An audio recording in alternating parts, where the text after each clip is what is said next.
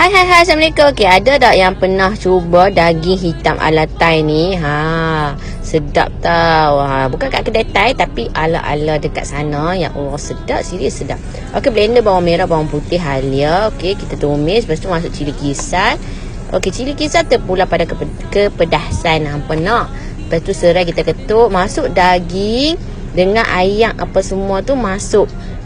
Sebab kita nak masak cara merenih. Okey.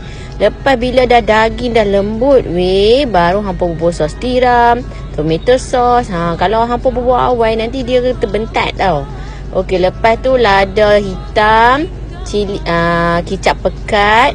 Okey, lepas tu hampa kacau.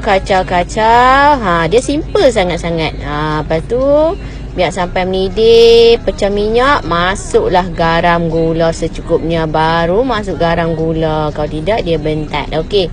Lepas tu itulah daun limau purut itulah yang penting. Lepas tu cili padi, carrot. Kalau hampa nak buat jagung, mini jagung pun boleh. Ya Allah, sedap serius. Daun limau purut itulah yang buat wangi-wangi macam ala-ala Thai ni, serius macam ni saja, simple saja makan nasi panas-panas. Beli pula yang jenis yang lemak-lemak tu. Apa lagi, jom kita makan.